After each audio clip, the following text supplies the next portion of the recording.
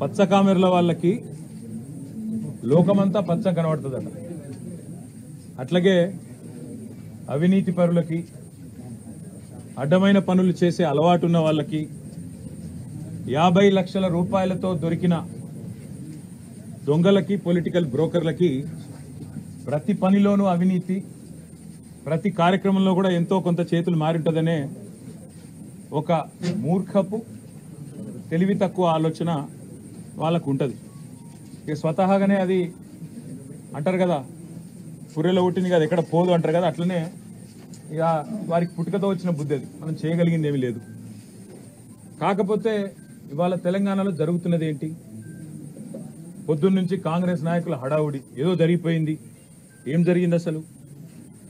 ఒక భారత పౌరుడిగా, రాజ్యాంగాన్ని గౌరవించే పౌరుడిగా, చట్టాన్ని గౌరవించే పౌరుడిగా నా మీద పెట్టిన కేసు అక్రమ కేసు, పొలిటికలీ మోటివేటెడ్ కేసు, అందులో ఏమీ లేని లొట్టపీస్ కేసు. కానీ ఏదో ఒకటైనా సరే అతికిచ్చి, ఏదో ఒకటి చేసి బట్టగాల్చి మీదేసి ఏదో జరిగింది అని చూపెట్టే ప్రయత్నంలో పెడుతున్న కక్ష సాధింపు కేసు అని తెలిసినా ఏసీబీ విచారణకు పిలిస్తే గౌరవించి నిన్న పొద్దున 10 గంటలకు నేను పోయినా.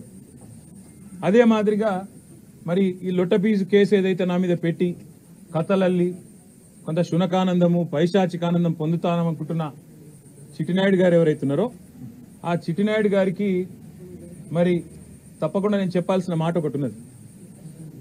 ఖచ్చితంగా భారత పౌరుడిగా, చట్టాన్ని, రాజ్యాంగాన్ని గౌరవించే పౌరుడిగా నువ్వు అక్రమ కేసును నీ అధికారాన్ని అడ్డం పెట్టుకున్న మీద పెడితే, ఇష్టం వచ్చినట్టు బురద చల్లితే తప్పకుండా రాజ్యాంగపరంగా, న్యాయపరంగా నాకున్న ప్రతి హక్కును వినియోగించుకోవాల్సిన బాధ్యత నా మీద ఉంటుంది. అందుకే నేను ఏసీబీ ఆఫీస్కు పోయినా లాయర్ తీసుకుపోతా అని చెప్పినా, లాయర్తో సహా విచారణకు హాజరవుతా, మీరు ఏం అడిగితే చెప్తా అని చెప్పినా నువ్వు భయపడ్డావు, నేను భయపడలేదు. నేను అర్ధగంట 40 నిమిషాలు ఎదురు చూసినా నీ వ్యవస్థ ఎందుకో కానీ మరి నా నుంచి ప్రశ్నలు అడగడానికి వెనుకకు పోయింది. అట్లాగే కోర్టుకు పోయినా, కోర్టులో, హైకోర్టులో పిటిషన్ ఇచ్చినాం. ఏమని?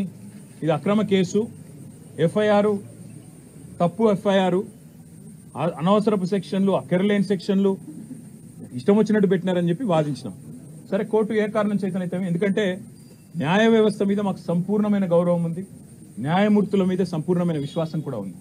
ఇవాళ హైకోర్టులో మాకు తీర్పు కేవలం క్వాష్ పిటిషన్ కొట్టేసినారు.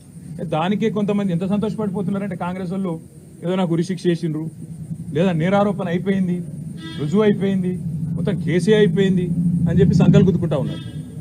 ఆ సన్నాసులకు నేను చెప్పేది ఏంటంటే, ఇది స్టార్టింగే, ఇప్పుడేం తాగమైతే ఎట్లా? మేము ఆల్రెడీ హైకోర్టులో ఏదైతే క్వాష్ పిటిషన్ కొట్టేసిండ్రో దాని మీద సుప్రీంకోర్టుకు పోయినాం. సుప్రీంకోర్టులో మ్యాటర్ ఉన్నది. ఇప్పుడు అది ఎప్పుడు వస్తుందో వస్తుంది. అది సుప్రీంకోర్టు ఎట్లా నడుస్తుందో ఆ పద్ధతి ప్రకారం 2 రోజుల్లోనో, 3 రోజుల్లోనో, వారం రోజుల్లోనో ఎప్పుడు వస్తుందో వస్తుంది. అక్కడ కూడా న్యాయ పోరాటం చేస్తాం.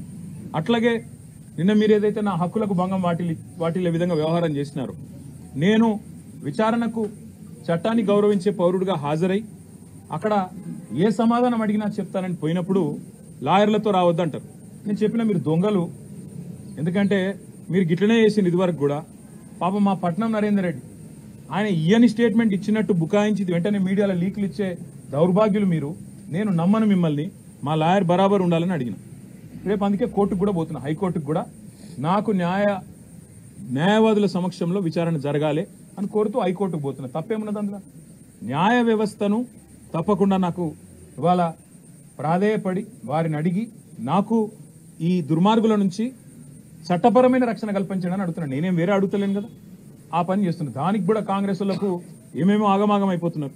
ఇక కొంతమంది మంత్రులు అయితే వాళ్ళే న్యాయమూర్తులు అయిపోతున్నారు, వాళ్ళే శిక్షలు వేస్తున్నారు, వాళ్ళే చెప్పేస్తున్నారు నెక్స్ట్ ఏం జరగబోతుంది, ఇదేమైతుంది, అదేమైతుంది. వాళ్ళకి నేను చెప్తా ఉన్నా, ట్రయల్ మీడియాలో జరగదు, ట్రయల్ సెక్రటేరియట్లో జరగదు, ట్రయల్ మంత్రుల పేషీల్లో జరగదు, ట్రయల్ న్యాయస్థానాల్లోనే జరుగుతుంది. గతంలో మీరు ఇట్లాంటివి అనుభవాలు ఎదుర్కొన్నప్పుడు మీరు కూడా కోర్టుకే పోయినారు, మేము కూడా ఇప్పుడు కోర్టుకే పోతున్నాం. దానికి ఇంత గగురుపాటు, ఉలికిపాటు ఎందుకో మంత్రులకు నాకు అర్థం కావడం లేదు. మళ్ళా చెప్తా ఉన్నా, అర పైసా అవినీతి కూడా జరగలేదు, రూపాయి అవినీతి కూడా జరగలేదు. మళ్ళీ చెప్తా ఉన్నా, తెలంగాణ కోసం, తెలంగాణ ఇమేజ్ను ఆకాశం అంత ఎత్తుకు తీసుకుపోవడం కోసం భారతదేశంలో మాత్రమే కాదు ప్రపంచ పటంలో హైదరాబాద్ ని ఒక విశ్వనగరంగా ప్రతిష్ఠించడం కోసం తీసుకున్న నిర్ణయం తప్ప ఏమీ ఆశించి గాని మీలాగా ఏదో వెనకాల గుడుపుటాన్ని చేసుకొని చేసిన పని కానే కాదు. ఇక్కడ మొబిలిటీకి కేంద్రంగా భవిష్యత్తులో ఎలక్ట్రిక్ వాహనాలు ఏవైతే వస్తున్నాయో వాటన్నిటికీ ప్రధాన కేంద్రంగా హైదరాబాద్ ను తెలంగాణను తీర్చిదిద్దాలనే ఒక ఉత్కృష్టమైన ఆలోచన చేసినాం తప్ప మీలాగా నికృష్టమైన ఆలోచనలు మాకు లేవు. మళ్ళీ చెప్తా ఉన్నాను, మీలాగా దివాలాకోరు పనులు చేయాల్సిన కర్మ మాకు లేదు. 110% మళ్ళీ చెప్తున్నా, మీరు ఏ రకంగా వచ్చినా ఏ విచారణకు రమ్మన్నా నేను వస్తాను. ఎల్లుండి 9వ తారీఖు నాడు కూడా లాయర్లతో మరి రేపు హైకోర్టు రిలీఫ్ ఇస్తే నాకు అవకాశం ఇస్తే హైకోర్టు మా వాదనను మన్నిస్తే లాయర్లను అనుమతిస్తే లాయర్లతో పోతా అటెండ్ అవుతాను. ఈడీ కూడా పిలిచింది 16వ తారీఖు నాడు, తప్పకుండా వారి దగ్గర కూడా పోతాను. వారు కూడా ఏమడిగినా సమాధానం చెప్పడానికి నేను రెడీగా ఉన్నాను. నాకు దాపరికము లేదు, నాకు దాయాల్సింది కూడా ఏం లేదు. నిజాయితీకి ధైర్యం ఎక్కువ. తప్పకుండా నేను ముమ్మాటికి ఒక తెలంగాణ బిడ్డగా, రేషం గల్ల బిడ్డగా, ఏ తప్పు చేయని అనా పైసా అవినీతి చేయని బిడ్డగా చెప్తా ఉన్నా, ఏ విచారణ అనేది ఎదుర్కోవడానికి నేను సిద్ధం. ఇందులో శశబిషలు లేవు. ఈరోజు కొంతమంది ఏదైతే శునకానందం పొందుతున్నారు, ఏదో జరిగిపోయింది వాళ్ళకు కూడా నేను చెప్తా ఉన్నా, ఇది కేవలం ఆరంభం మాత్రమే. ఒక మీ పిటిషన్ను మీ విచారణను కొనసాగించుకోమని చెప్పింది హైకోర్టు తప్ప హైకోర్టు ఏమీ నాకు శిక్ష వేయలేదు, నేనేం నేరం చేసినా అని చెప్పలేదు, లేదా నేనేదో తప్పు చేసినట్టు అంతకంటే చెప్పలేదు, కనీసం స్కామ్ అన్న మాటను కూడా వాడలేదు. కాబట్టి నేను పాత్రికేయ మిత్రులను కూడా కోరుతా ఉన్నా, ఇదిగో పులి అంటే అదిగో తోక, దయచేసి ఆగం కాకండి. ముఖ్యమంత్రి నోట్లకెళ్ళి వచ్చేటి అన్ని వేదవాక్కులు కావు. ఆయన చెప్పేటి ఆయన ముఖ్యమంత్రి ఆఫీస్కి వెళ్ళి వచ్చేటిదన్నీ లీకులన్నీ అవేమి భగవద్గీత సూక్తులు కావు. చాలా చాలా లీకులు ఇస్తా ఉన్నారు. ధైర్యంగా డైరెక్ట్గా చెప్పే ధైర్యం లేదు. నేను ఇంకొక మాట అడుగుతున్నా, మాకు ప్రత్యామ్నాయం ఏముందండి? అసెంబ్లీ సమావేశాలు జరుగుతున్నాయి, మేము అడిగినాం చర్చ పెట్టు అసెంబ్లీలో అని, నువ్వు పారిపోయినావు, నీకు నన్ను ఎదుర్కొనే ధైర్యం లేదు. ఈ కేసు విషయం 4 కోట్ల ప్రజల ముందు చర్చ పెడదాం రాయనాయన అంటే రాలేదు. ఇప్పుడు కూడా అడుగుతున్నారు రేవంత్ రెడ్డి, నువ్వు మగాడివైతే నీ జూబ్లీ హిల్స్ ప్యాలెస్లో చర్చ పెట్టు, లైవ్ టీవీలు ఇట్లనే పెట్టు, నేను వస్తా. ఇవ్వలేదో ప్రజలు చూడండి, నో ప్రాబ్లం. తర్వాత నువ్వు ఏసీబీ పంపుతావా, ఈడీ పంపుతావా, ఇంకోటి పంపుతావా, దానికి కూడా హాజరవుతా, నాకేం అభ్యంతరం లేదు. కానీ నేను తప్పు చేయలేదు, అనా పైసా అవినీతి చేయలేదు. కాబట్టి ఆ ధైర్యంతోనే చెప్తున్నా, న్యాయస్థానాల్లో న్యాయ పోరాటం చేస్తా. ఒకవైపు న్యాయ పోరాటం చేస్తూనే ఈరోజు ఉదయం నుంచి మా నాయకులు పాపం చాలా మంది, వందలాది మంది వివిధ నియోజకవర్గాల నుంచి ఇక్కడికి వచ్చినారు. వారందరికీ ముందుగా నా ధన్యవాదాలు. వారందరికీ నేను ఒకటే చెప్పాను, నేనేం చెప్పినా అంటే, వాళ్ళు ఏం చేసినా మీరు పట్టించుకోకండి. ఈ కేసు విషయంలో వాళ్ళ ఇంట్రెస్ట్ ఫార్ములా ఈ, మా ఇంట్రెస్ట్ ఫార్మర్. ఆయన ఇంట్రెస్ట్ ఫార్ములా, మా ఇంట్రెస్ట్ ఫార్మర్. మేము రైతు భరోసా గురించే మాట్లాడతాం. నువ్వు డైవర్షన్ కోసం ఏం చేస్తున్నావు మాకు తెలుసు. నీకు తెలిసిందే కాదు, ఒకటి డిస్ట్రాక్షను, డిసెప్షన్. ఈ మూడే తెలుసు నీకు. డిస్ట్రాక్షను, డిసెప్షన్, విధ్వంసము, అటెన్షన్ డైవర్షను, మోసం. ఇది కాంగ్రెస్ నైజం. అందుకే నేను అనేది, ఇవాళ రైతులు 70 లక్షల మంది రైతులు ఎదురు చూస్తా ఉన్నారు. మాకు ఎప్పుడు వస్తుంది రైతు భరోసా?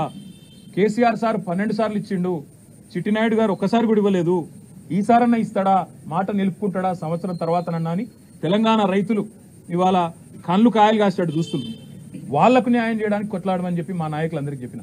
నా గురించి మర్చిపోండి, న్యాయ పోరాటం నేను చేస్తా. నేను తప్పు చేయలేదు, నేను చేయలేడు. ఆయన ఎన్ని రకాలుగా కక్ష సాధింపు ప్రయత్నం చేసినా ఏమీ సాధించలేడు, శోధించలేడు. మీరు దయచేసి రైతుల సబ్జెక్టు మాత్రమే మాట్లాడండి అని ఉదయం నుంచి నన్ను కలిసిన ప్రతి నాయకుడికి నేను చెప్తా వచ్చిన. పార్టీ నిర్మాణం మీద దృష్టి పెట్టండి, 6 గ్యారంటీల అమలులో ప్రభుత్వం ఫెయిల్ అయిన విధానం మీద దృష్టి పెట్టండి. ఖచ్చితంగా ఈ అటెన్షన్ డైవర్షన్ గేమ్ ఏదైతే కాంగ్రెస్ ప్రభుత్వం ఆడుతుందో, కాంగ్రెస్ పార్టీని, చిట్టినాయుడిని పూర్తి స్థాయిలో వాళ్ళ బండారాన్ని బయటపెట్టి మరి బజార్లలో ప్రజల ముందు ఎండగట్టండి. ఆడబిడ్డలకు ఇస్తానన్న 2500, అదేవిధంగా పెద్ద మనుషులకు ఇస్తానన్న 4000 పెన్షన్లు ఎప్పటి నుంచి ఇస్తామని చెప్పి నిలదీద్దాం.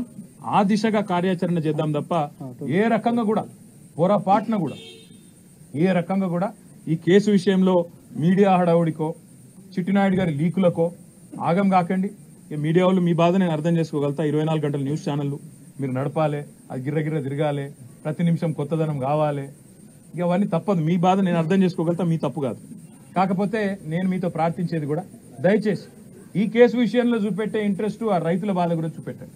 ఈ కేసు విషయంలో చూపెట్టే ఇంట్రెస్ట్ ప్రజల బాధలు, హైడ్రా బాధితులు, మూసీ బాధితులు, వాళ్ళే కూడా చూపెట్టండి. దయచేసి వాళ్ళ బాధలు కూడా చెప్పండి. 6 గ్యారంటీలు ఫెయిల్ అయ్యి సంవత్సరం తర్వాత అటెన్షన్ డైవర్షన్ కోసం పడుతున్న పాటల గురించి కూడా అప్పుడప్పుడు వాళ్ళు చేస్తున్న ఫీట్ల గురించి కూడా చెప్పండి. ఆత్మహత్యలు చేసుకుంటున్న ఆటో డ్రైవర్లు, చనిపోతున్న నేతన్నలు, వాళ్ళ గురించి కూడా చెప్పండి. గురుకుల పాఠశాలల అధ్వాన పరిస్థితుల గురించి కూడా దృష్టి సారించండి అని చెప్పి కూడా కోరుతూ, న్యాయపరంగా చట్టపరంగా భారత పౌరుడిగా రాజ్యాంగం నాకు ఇచ్చిన హక్కును, రాజ్యాంగం అంటే అంబేద్కర్ గారు రాసిన రాజ్యాంగం, అనుల వారి రాజ్యాంగం కాదు, అంబేద్కర్ గారు రాసిన రాజ్యాంగం ఇచ్చిన హక్కు నేను తప్పకుండా విధిగా వాడుకుంటా. ఎన్ని న్యాయస్థానాలకు పోవాలనో పోతా. దానికి మంత్రులకేం కడుపు నొప్పి నాకైతే అర్థమైతలేదు. తప్పకుండా నాకు విశ్వాసం భారత న్యాయ వ్యవస్థ మీద ఉన్నది. 100కు 100% అల్టిమేట్ గా ధర్మం గెలుస్తుంది, న్యాయం గెలుస్తుంది, నిజం నిలకడ మీద తెలుస్తుంది.